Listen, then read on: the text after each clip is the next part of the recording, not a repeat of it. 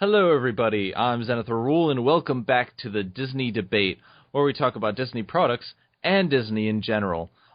Today we have a special guest to join us on the Disney Debate. His name is Y2 Staller, and he is not that retro. How's it going, guys? Pretty good. Oh, hi, Dave. Oh, hi, Kat.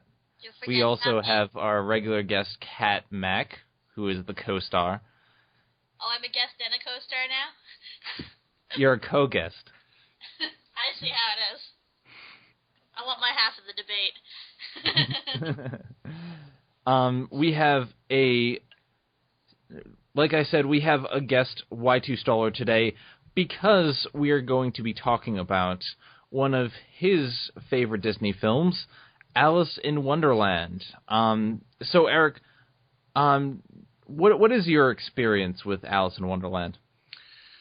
Well, my experience with Alice in Wonderland is, I watched the movie when I was a kid, and to me, it's one of those Disney movies I seem to have quoted a lot, in my daily life. You know, I've quoted some stuff, mostly from the Mad Hatter, obviously, because Edwin is just so brilliant, and just a bunch of various other lines throughout the whole movie, and in some ways it has somewhat have corrupted me.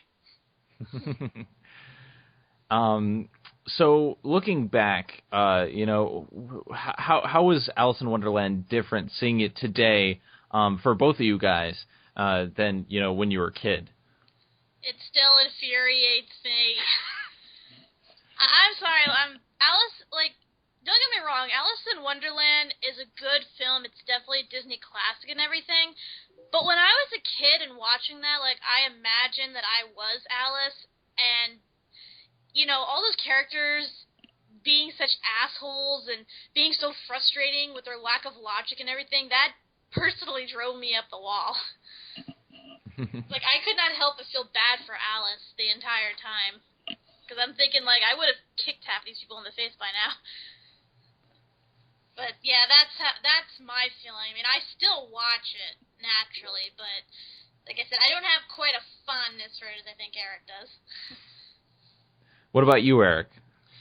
Well, the fondness that I get from it is just from all the different characters. Not so much Alice herself. I mean, I don't really care too much for the character of Alice. I pay more attention to the other characters. I pay attention to the Mad Hatter. I pay attention to the March Hare. I pay attention to the Caterpillar. I pay attention to all. There's just so much going on, and so many different characters with different personalities. I just find that more fascinating. It's just you're just along for the ride for the whole experience, and that's what I like about it.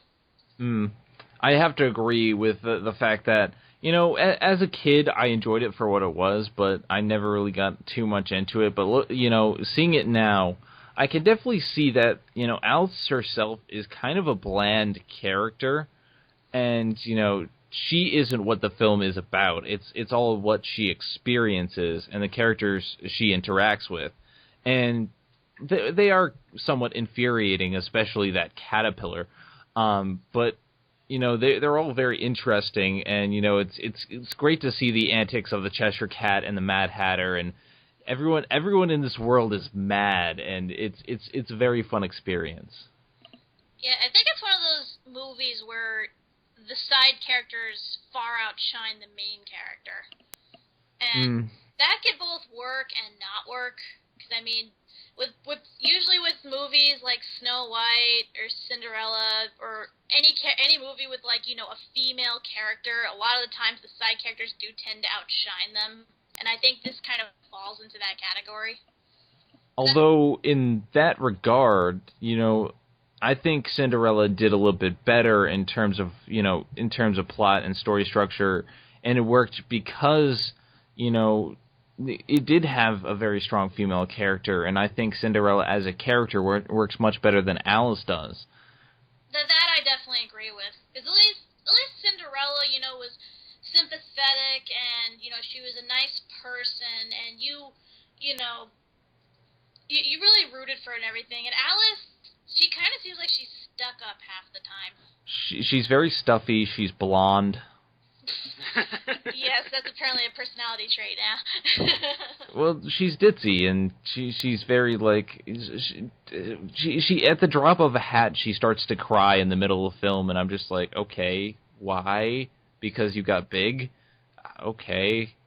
Well, I don't think she's what you'd call a complete blonde, because, I mean, she obviously has enough logic to know how things work instead of, just going with the flow or listening to whatever anyone else says. And, she actually does fight a bunch of people, and what she knows is right. So, she is smart, she's just, lacks a bit of common sense.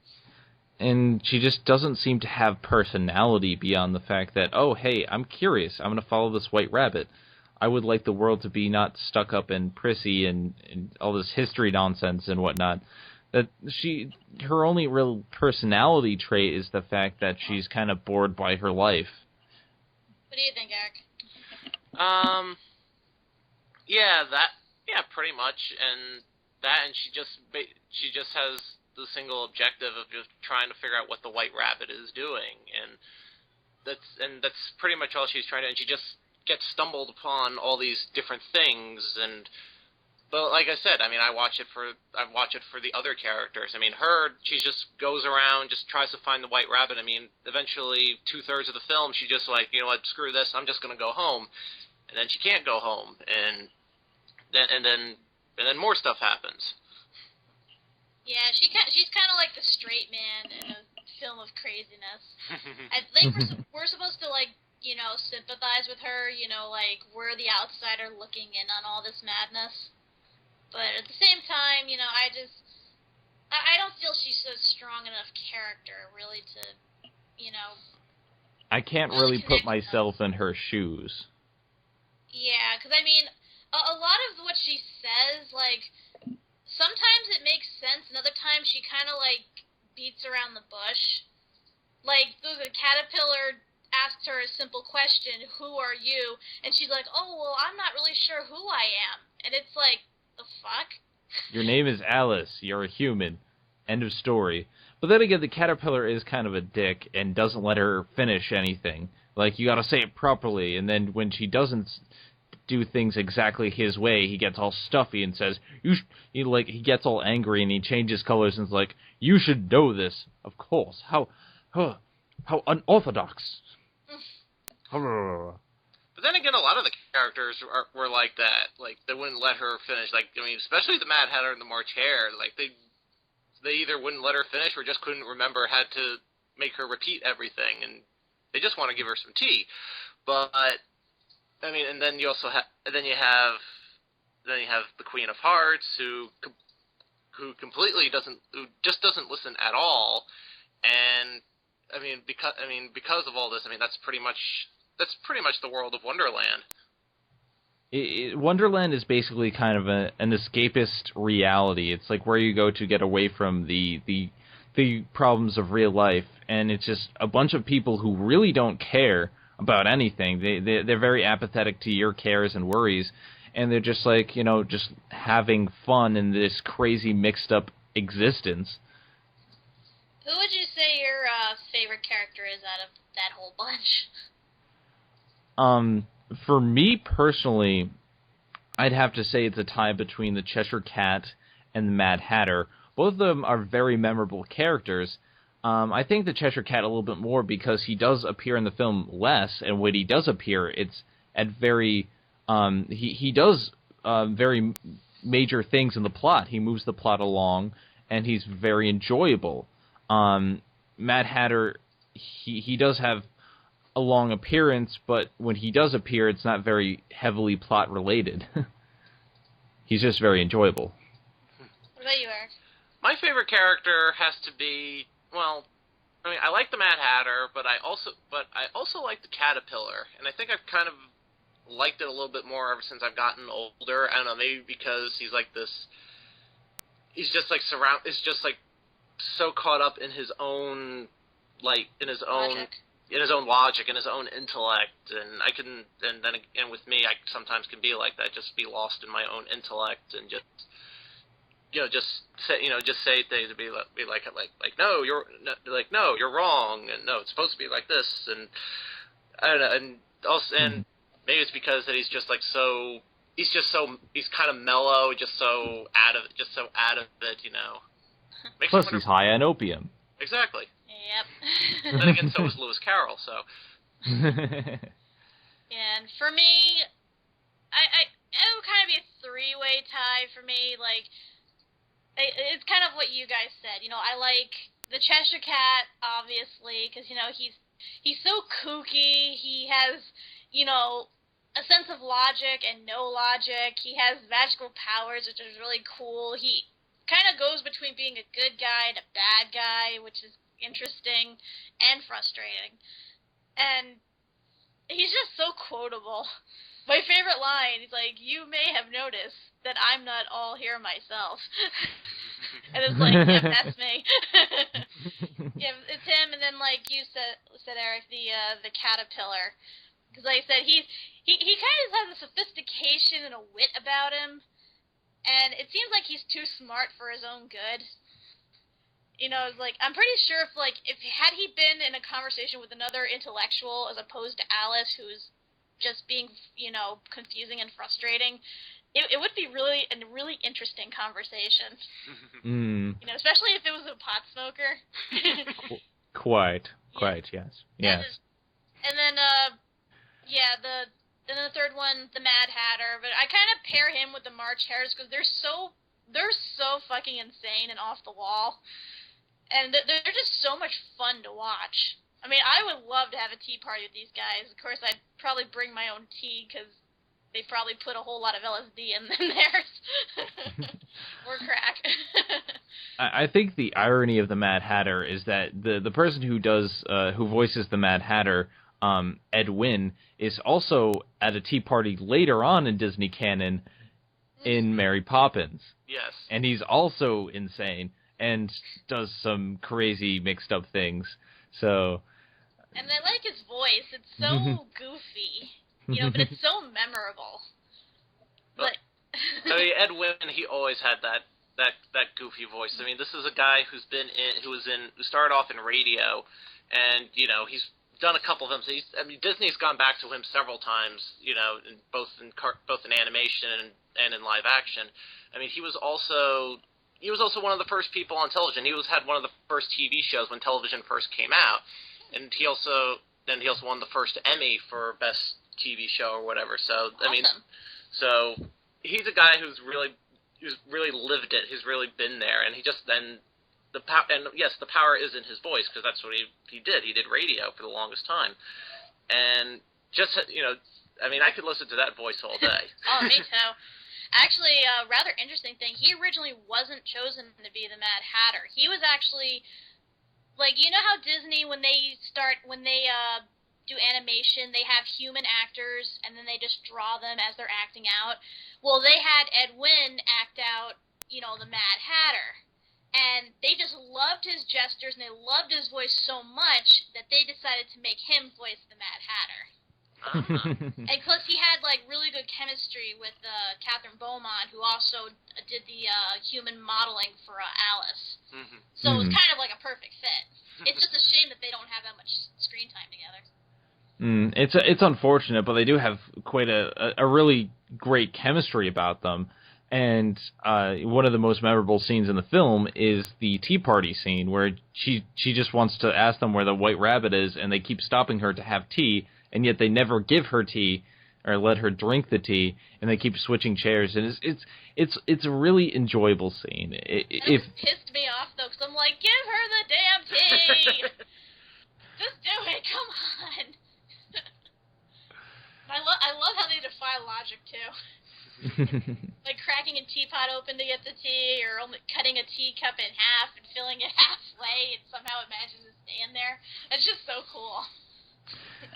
One of the things to note about this film, though, in terms of characters, is that while the characters are all interesting, with Alex kind of excluded, of course, they don't really have much depth to them. They have character, they have charm, and they have they have intrigue about them, but they're not very deep. I don't think they were meant to be. No. These are just characters that, you see in a dream, or you imagine up, or you get high and you just running around your apartment. Not that I've done that. But, but anyway, but yeah, I don't think they're supposed to have depth. They're just supposed to be like these really outrageous characters that,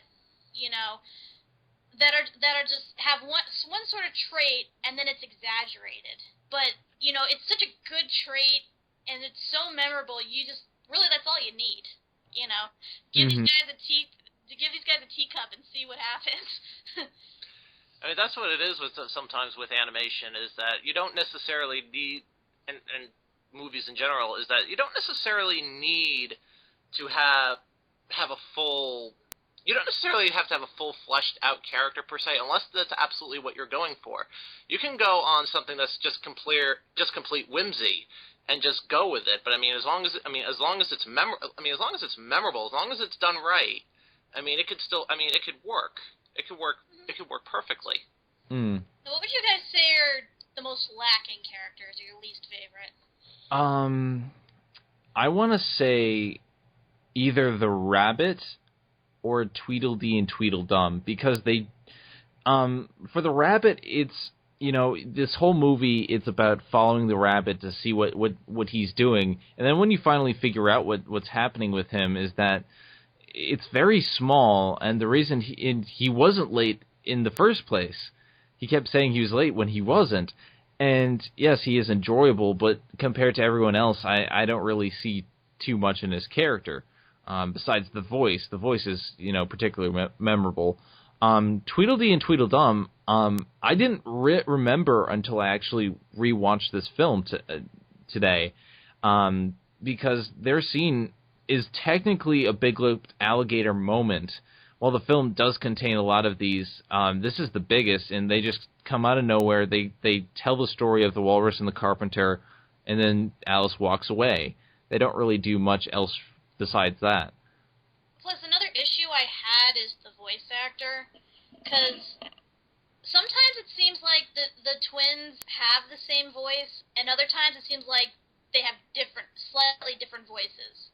But it's never consistent, and a big problem is that with this film, in terms of the voice acting, is that they haven't quite learned how to combine voices. So you'd see a whole group talking, but it sounds like there's only one person talking.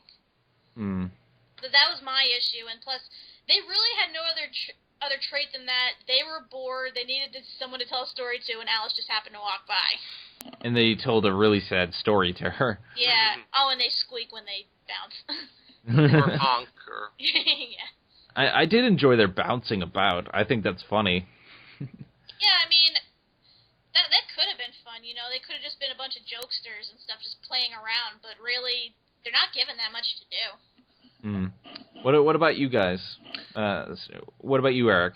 My least favorite character probably has to be the flowers, because, looking back on it, yes, I like the visual creativity of the different flowers. I like how they do that with each one. They have the rose and the daffodils and the dandelions, and how creative they got with them. But it's just the characters themselves. They just seem like just a bunch of gossipers that are just talking around and saying ooh, she's wearing that. She's wearing that. I would never wear that. And it's just, I don't know. It just kind of grinds on me a little bit. So, I just wasn't really that impressed with it. I agree, and actually, I saw a stage version of this done by my sister's elementary class, and their interpretation of the flowers, they call themselves the girls of the golden afternoon, and they're basically those cliquey, popular girls that won't let Alice join their group because she's not pretty enough. So, I can understand you not liking the flowers. They are pretty stuck up and bitchy.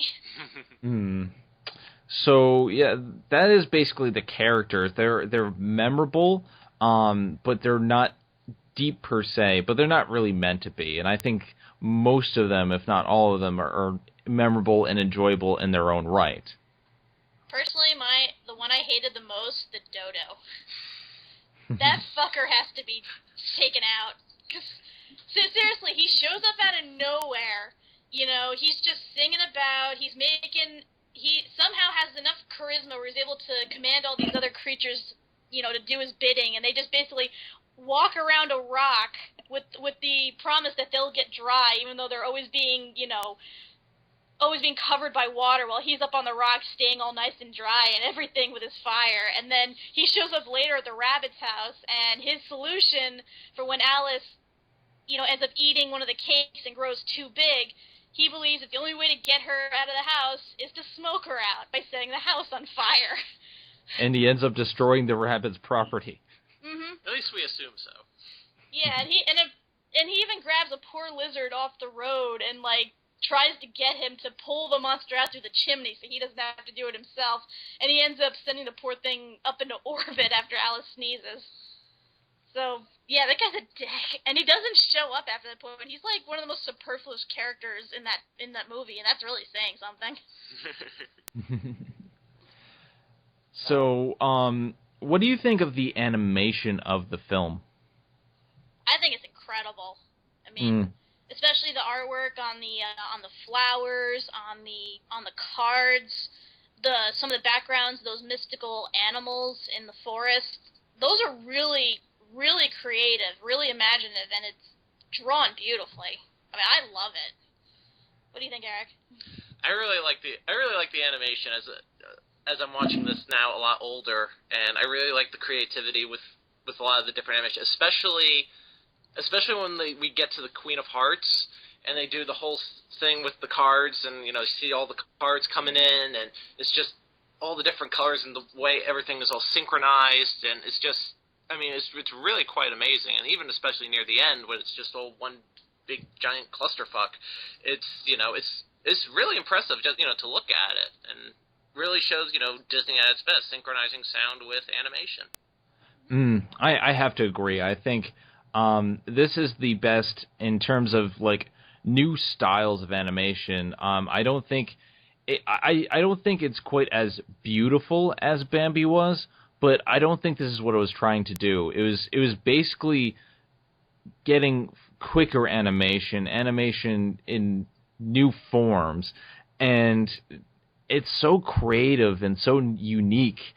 And I don't know, the scenes you mentioned with the cards, like when they're folding themselves up and they're marching in time, and, you know, showcasing the flowers, the Cheshire Cat, just everything moving about it's so amazing to view. I really enjoy it. I think this is one of those movies, it's one of the first ones to use, multi-layers. You know, like when they have, like, a whole bunch of characters, like side background characters that all look the same, and then they use, like, multi-layering, you know, to try to, you know, duplicate them, but still make it look fluid enough, and you know, seem like they're each individually drawn. So, I believe that's what it is. I might be mistaken, but I think it looks really good though, especially the dimensions on the cards, because cards are tricky to draw. You can make them completely flat or, you know, completely invisible, but they actually managed to give them a pretty good 3-dimension. So, especially when they were, like, walking around and turning, when they got together to form a deck, or they separated. So I thought they did a really good job on that. And should we discuss the villain for this movie? The Queen of Hearts. Another villain that does not get her comeuppance. She's still alive. Yeah. Although she does look like a fool. Basically, the Queen of Hearts is a representation of the way Alice views her mother. She is all stuffy and haughty and wants everything her way, and she basically rules everything. If it's not done her way, off with your head, you know?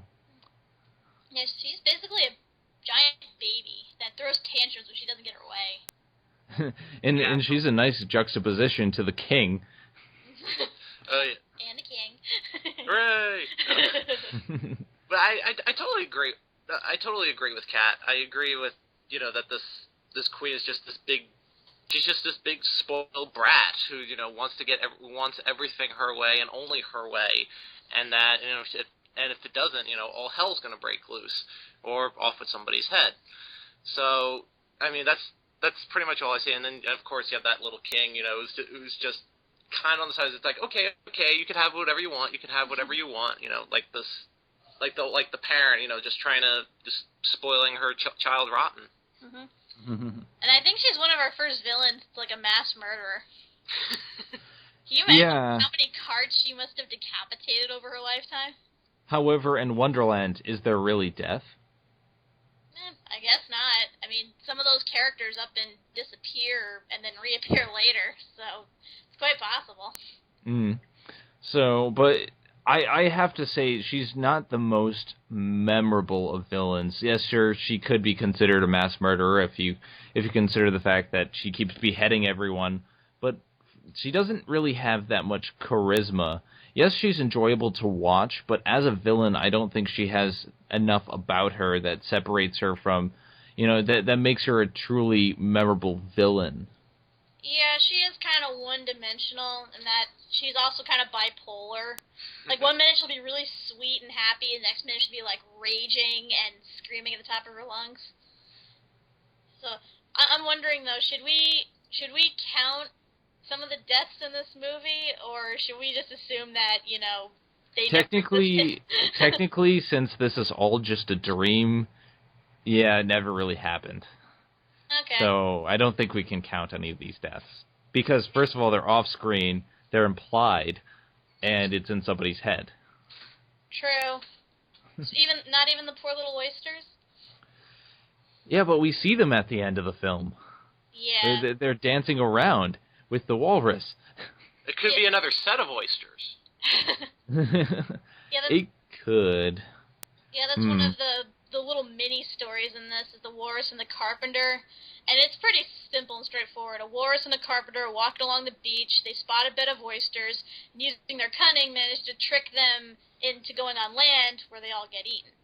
And it's all basically a lesson about, don't believe everything you hear, curiosity killed the cat and all that. Don't trust strangers. Of course, if you look at it from Kevin Smith's point of view, it's more of, how religion is destroying society. Okay, what are you guys smoking?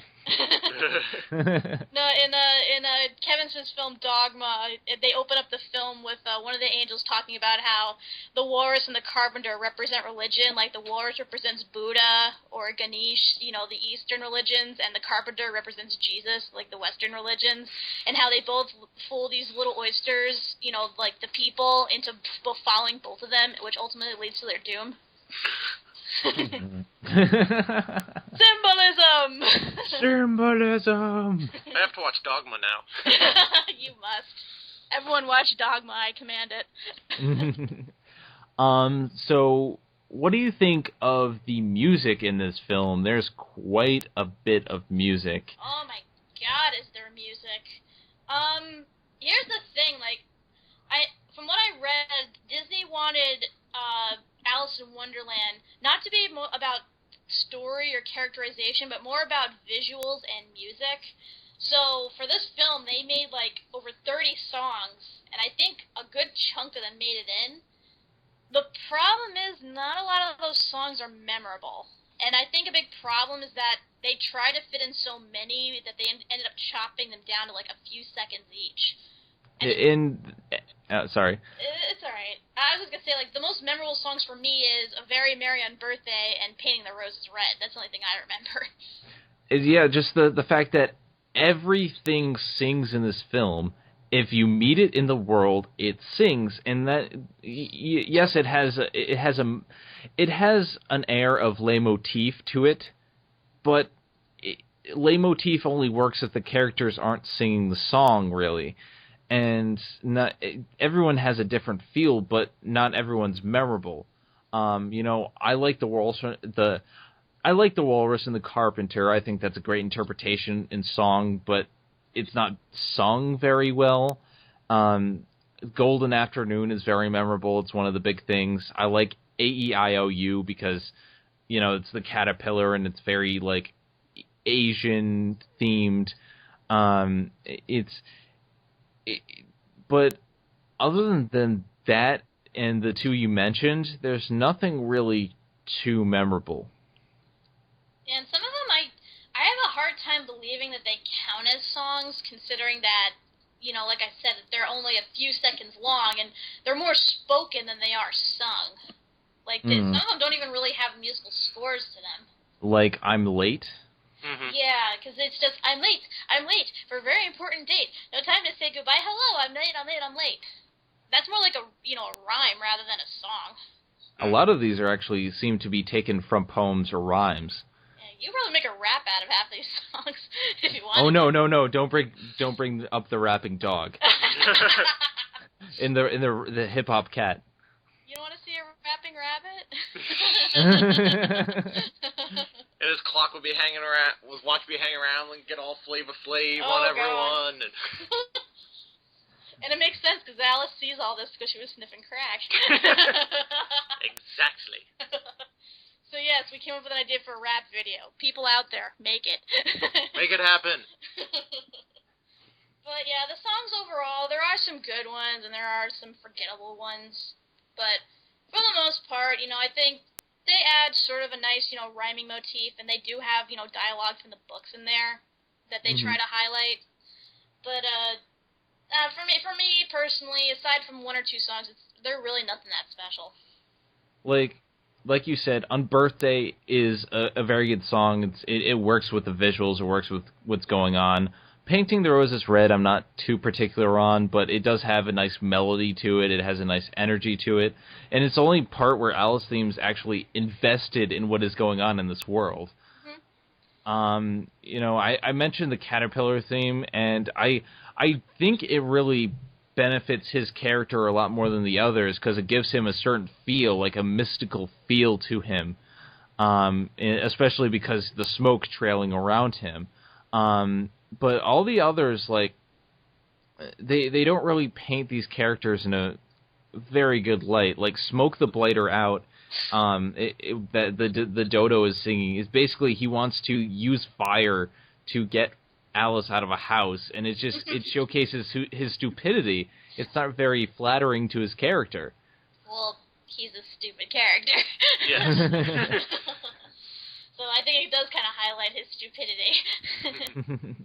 But, yeah, the songs, some are memorable, some aren't. I mean, what do you think? What do you think, Eric? A lot of the songs are pretty forgettable. There are some that do kind of stick with you. I mean, the ones that do stick with me the most tend to be The Walrus and the Carpenter, because I tend to quote that quite a bit. While the sea is boiling hot and while pigs have wings. Callooh Calais. No work today, like cabbages and kings. And I quote that a lot for no particular reason. Yay, no particular reason. I also do tend to quote Painting the Roses Red quite a bit also. Because, I mean, like I said, it goes back to what Kat was saying about the melody. It's just very memorable. Painting the roses red, we're painting the roses red. It's just, it's just very catchy. I gotta say though, definitely one thing I think we all agree on is that Alice can't sing. Yeah.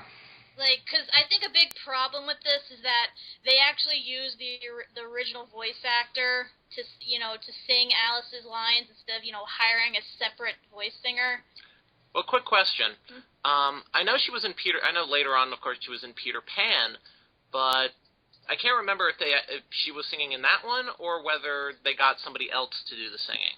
I actually don't think Wendy sings that much, to be honest. Well, she did have one song though. She did have one song in Peter Pan when she's with the Lost Boys and telling them about about their mother and what a mother is and then all the pirates are hanging out and then all of them they start to get all weepy eyed because they're missing their mother. Yes, I remember now. Mm-hmm. Yeah, I think that might be her.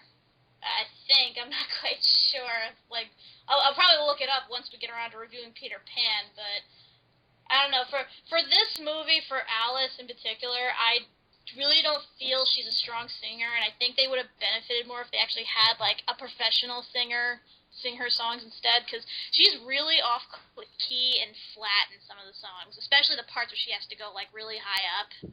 And she does 2 songs solo, like one of the first songs, that starts with, like, cats and rabbits, and it's supposed to be kind of like a theme of the film before it goes back into Wonderland, and she ruins the song because it's not in tune. And then another song where she's really sad and she's just like, I should have followed my own advice and not come into this place and blah, blah, blah. Yes, it is sad. It's a very nice scene, but at the same time, she didn't sing it very well. Yeah, I just feel that, like, they probably should have cut her songs out, or at least some of her lines, because it just didn't seem appropriate. Heck, you even hear her voice crack in one of the songs, like during the Golden Afternoon. Oh, yeah. Oh, God, that was painful. Yeah, that was really awkward. I'm surprised the flowers didn't yell at her at that point. Just like, oh, dear, dear, dear, you can't sing. You can't be a flower with us. I guess it's the benefit of not having eardrums. Alright, so is there anything else to talk about? Let's see, we talked about the characters, the music, the animation. Like we said, there's really not too much plot to it. Yeah, the story itself is just, pretty much, an adventure.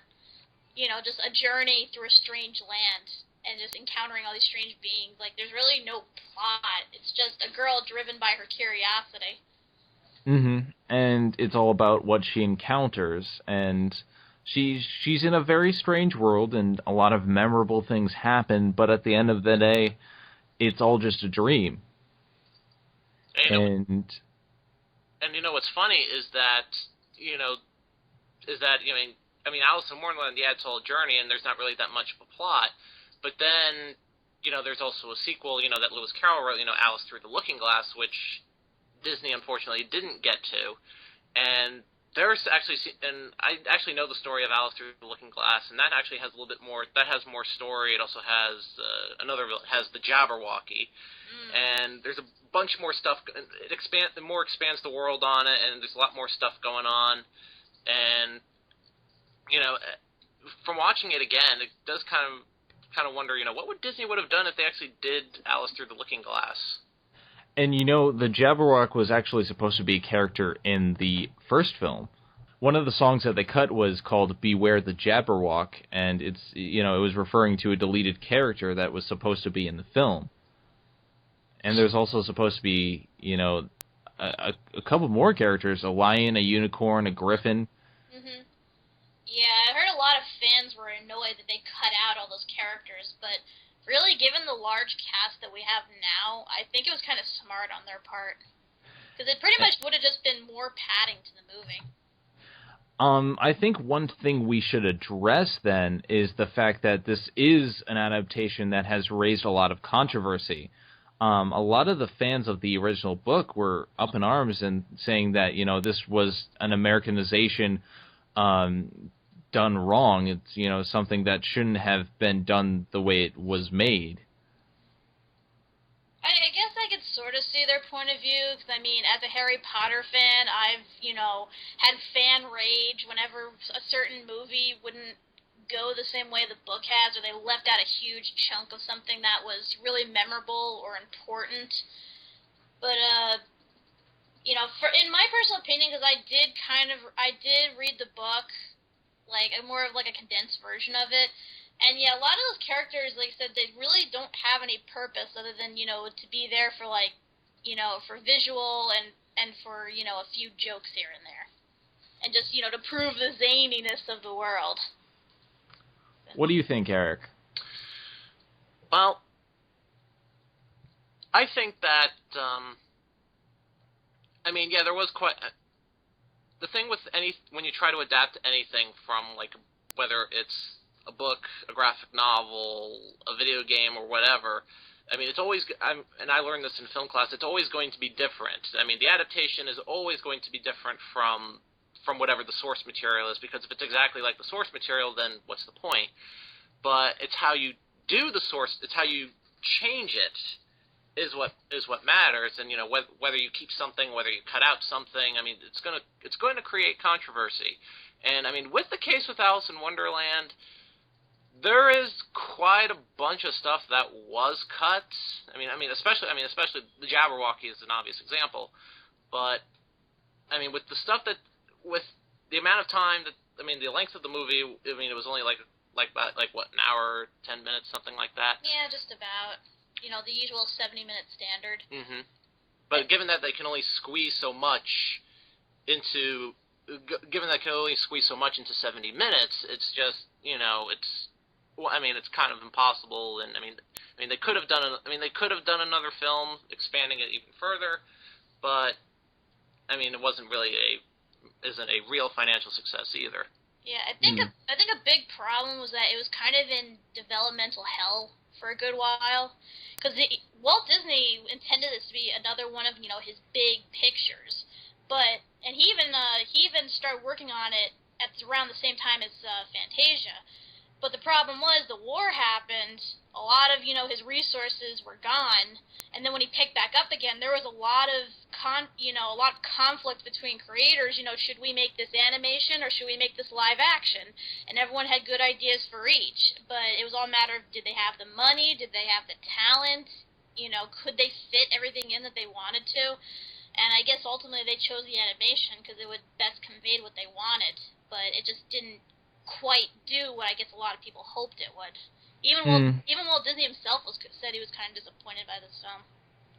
Honestly, though, I think this does well from a critical standpoint. When you're looking at it back now, I mean, they did the best with the resources that they had on hand, and I don't think they could have done anything majorly different or majorly better. I think this is really the best adaptation that could have been made at the time. And for many people growing up, this is a definitive version. This is the first one that they see. This is the first Alice in Wonderland, and it sticks with their minds. Later down the line, in recent history, Disney has made another Alice in Wonderland themed film, which we're going to touch on later, but I don't think it even compares to the quality of this version.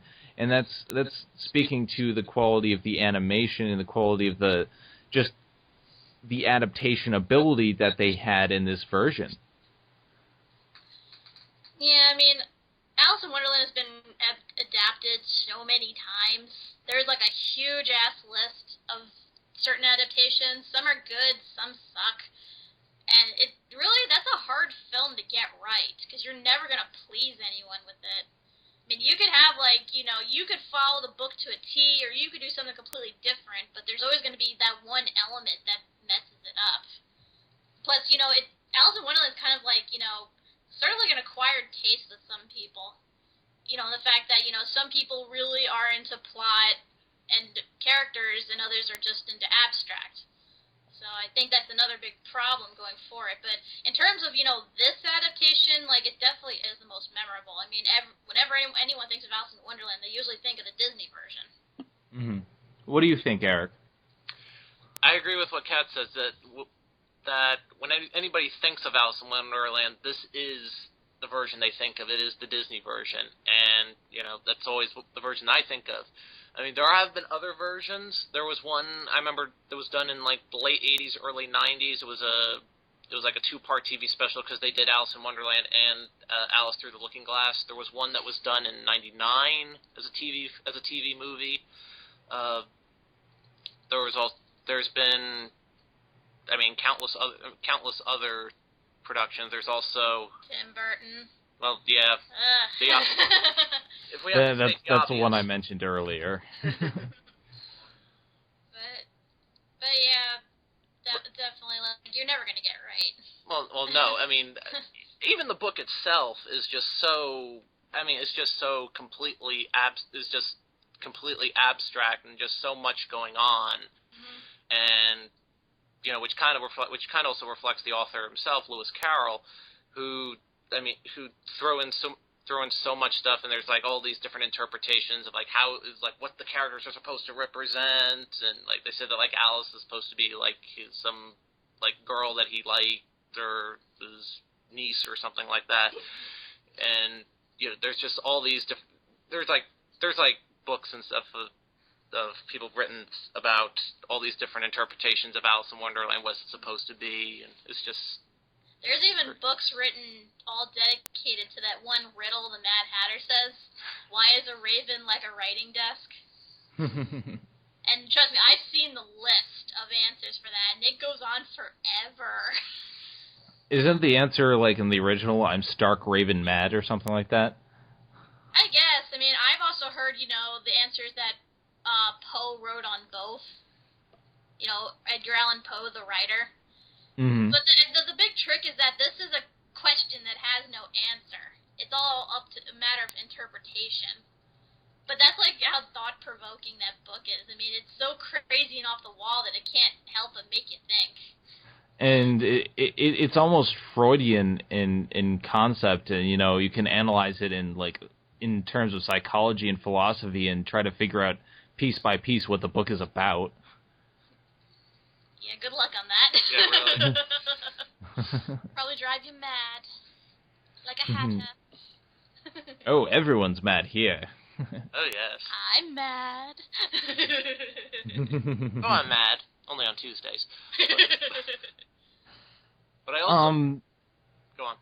Go on. I was gonna say, I mean, there's also another aspect of it. I mean, it's a minor detail, but this is because I'm a numbers dork, and that is that there's all these different like mathematical references. I mean, this is going back to the original book. I mean, they showed it in the movie with Mad Hatter, the 10-6 fraction. It's an improper fraction, but I mean that was also the thing with Lewis Carroll, is that he was actually a mathematician as well. So there was one bit I remember. It was with Tweedledee and Tweedledum. It's in the original. It's in the book. They mention about Tweedledee and Tweedledum they tell Alice a riddle. It's like a mathematical riddle. I forgot what it was, but it was just that there was also other like math. It just showed there's like other like mathematical related stuff, because you know that's what he was. It's just another aspect of the absurdity of it, is that there's these problems that are supposed to be logical, but yet it takes them and it's just completely illogical. Logic through illogic. There is logic in what he says. So, what did you think of the film as a whole, Dave? I thought it was very good. I think it holds up as a Disney classic, and in terms of an experience, it's very memorable. Overall, though, there are certain points that are not as good as they could be. The music, I think there was way too many songs and not enough focus on quality songs. And I think Alice as a character was bland. So, I mean, I don't think it's the best Disney classic, but I do think it was a very good move on Disney's part, and I'm glad he made it. It's a very memorable film. Yes, I agree. I like it for the sake of the journey. Yeah, there was a bunch of songs in there. I mean, but also going back to what Kat said, some of them are not really songs; they're just kind of spoken, and they're just like snippets of it.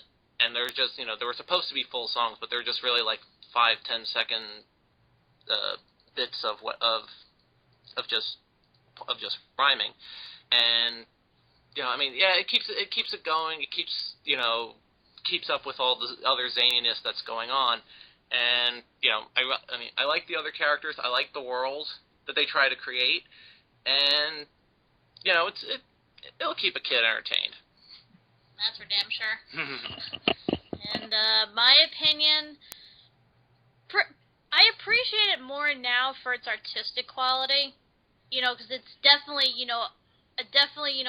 a visual to be appreciated. Like, it's not as wonderful as Fantasia, not as realistic as Bambi, but it's still, in terms of abstract art, it's incredible.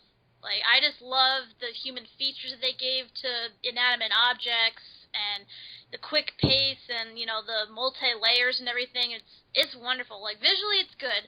Musically, it's really lacking. You know, it's because they spread their talent way too thin in terms of, like, each song. And, like I said, the main character's bland, but the side characters are so much fun and enjoyable. So I guess in whole, like, I do like this film, but there are parts I don't like, and I do find it frustrating on a certain level. But I still appreciate it very much. So yeah, Disney classic, but not the best that Disney has to offer. At least not in this decade, right now anyway. Agreed. As far as I'm thinking, in this decade, the best has been Cinderella. Well, that was the first thing we covered, so of course it would be good. Yeah, it kicked off the 50s with a bang, and we still have a lot to cover in the 50s. But next time, we are going back to the live-action space with the story of Robin Hood and his merry men. And this is a film that I have not seen. I've seen Robin Hood, the animated movie that they did later on, but I've never seen the live-action Robin Hood. I've seen snippets, but actually I think before we go into the Forest of Nottingham, I think there's a certain show we must address first in relation to Alice in Wonderland. Ah, yes. Disney, after making Alice in Wonderland, made a 90s TV series called Adventures in Wonderland. And this is something that I find very interesting because I remember watching it as a kid.